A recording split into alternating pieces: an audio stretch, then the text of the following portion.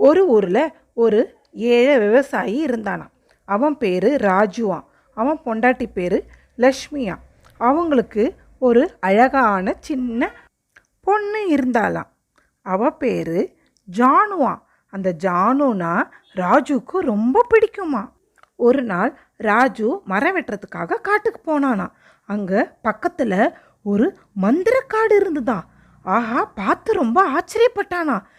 நம்ம இவ்வளோ நாள் இந்த பக்கம் வந்திருக்கோம், இந்த காட்டை நம்ம பார்த்ததே இல்லையேன்னு நினச்சானா.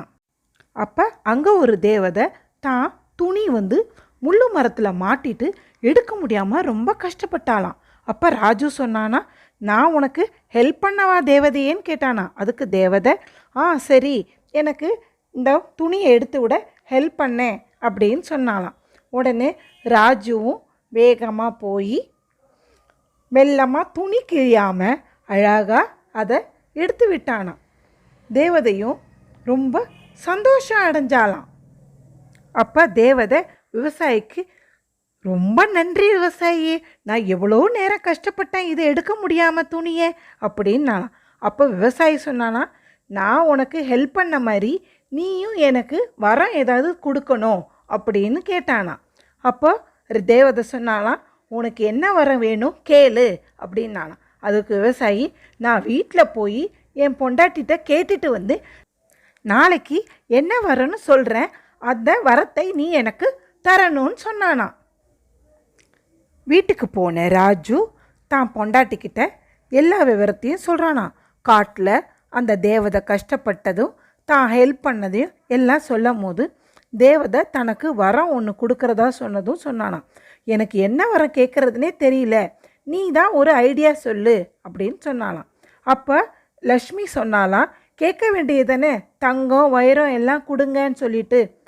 அப்போ ராஜு சொன்னானா, தங்கம் வைரம்லாம் கொள்ளைக்காரங்க கொள்ளையடிச்சிட்டு போவாங்க, நம்ம வேற ஏதாவது புத்திசாலித்தனமாக கேட்கணும்னா. அப்போ நம்ம வேற என்ன கேட்குறது, நீ தான் யோசனை பண்ணி சொல்ல அப்படின்னானா.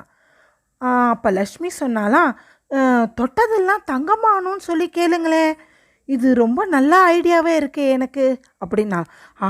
நல்ல ஐடியா, நான் அதே போலையே நாளைக்கு கேட்குறேன் அப்படின்னு சொல்லி மற்ற வேலையை பார்க்க ராஜு கிளம்புனானா. அடுத்த நாள் காலையில் ராஜு மந்திரக்காடுக்கு போனானா. அப்போ தேவதையை பார்த்துட்டு, தேவதையே, நான் எனக்கு என்ன வர வேணும்னு நான் முடிவு எடுத்துட்டேன் அப்படின்னு சொன்னாலாம். அதுக்கு தேவதை, உனக்கு என்ன வர வேணும்னு கேளு அப்படின்னு சொன்னாலாம். அப்போ ராஜு சொன்னானா, நான் கை வச்சு தொட்டதெல்லாம் எனக்கு தங்கமாக மாறணும், அப்படி ஒரு வரத்தை எனக்கு கொடுத்தா போதும் அப்படின்னு ராஜு கேட்டானா. அதுக்கு தேவதையும், நான் அப்படியே உனக்கு வரத்தை தந்துட்டேன் சொன்னாலாம். ராஜுவும் வீட்டுக்கு கிளம்பிட்டானா. வீட்டுக்கு வந்த ராஜு, லக்ஷ்மி, நீ சொன்ன மாதிரியே நான் வரத்தை தேவதைகிட்ட கேட்டுட்டேன், தேவதையும் அந்த வரத்தை தந்துட்டாங்க எனக்கு. அப்போ லக்ஷ்மி சொன்னாலாம், அப்படியா, நம்ம அதை சோதிச்சு பார்க்கணும், அதுக்கு என்ன செய்யறது, அதை நீயே சொல்ல, நான் எதை தொட்டாலும் தங்கமாக மாறும். அப்போ லக்ஷ்மி ஒரு பானையை கொண்டு இந்தாங்க, இதை தொடுங்க அப்படின்னு சொன்னாலாம். ராஜு அந்த பானையை தொட்ட வினாடியே பானை தங்கமாக மாறிடுச்சான். இப்படியே வீட்டில் உள்ள ஒரு பொருளாக தொட்டு தங்கமாக மாற்றிட்டானா. இப்போ வீடே தங்கமயமாக மாறிடுச்சான்.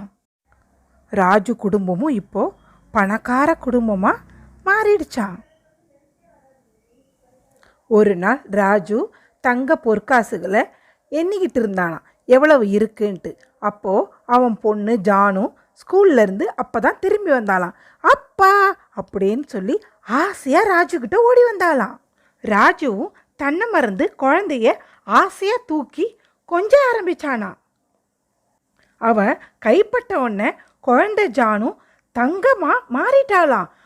தங்க சிலை மாதிரி அசையாமல் இருந்தாளாம். ராஜுவுக்கு அதிர்ச்சி ஆயிடுச்சான்.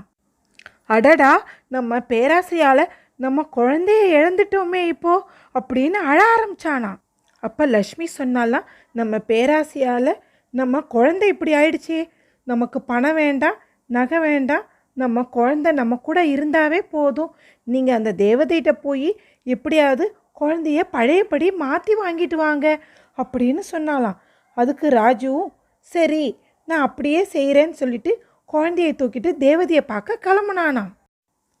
தேவதையே தேவதையே, நான் பெற்ற இந்த வரத்தினால் என் குழந்தைகள் இப்பொழுது தங்கமாக மாறிவிட்டது. நீங்கள் தான் ஏதாவது செய்ய வேண்டும் என்று அழுது கொண்டே சொன்னானாம். இப்பொழுதாவது உன் பேராசை உன்னை விட்டு சென்றதா? சரி, உன்னுடைய பிள்ளையை நான் மறுபடியும் உன்னிடமே தருகிறேன் என்று தேவதை ஒரு மந்திரத்தை கூறினார். அவர் பிள்ளை தங்கமாக இருந்து மறுபடியும் சின்ன பிள்ளையாகவே மாறிவிட்டது. ராஜு அடைந்த சந்தோஷத்திற்கு அளவே இல்லாமல் போகிவிட்டது. என் ஆசை மகளே என்று ஆசையாக கொஞ்ச ஆரம்பித்தான். நீதான் எனக்கு கிடைத்த மிகப்பெரிய சொத்து. குட்டீஸுங்களா, இந்த கதையிலேருந்து என்ன தெரிஞ்சுக்கிட்டீங்க? பேராசை பெரு நஷ்டம்னு தெரிஞ்சுக்கிட்டீங்களா? மறக்காம சப்ஸ்கிரைப் பண்ணுங்க ஆச்சி ஸ்டோரியை. பாய் குட்டீஸுங்களா, நெக்ஸ்ட் சாட்டர்டே சண்டே ஆச்சி வரேன். பாய்.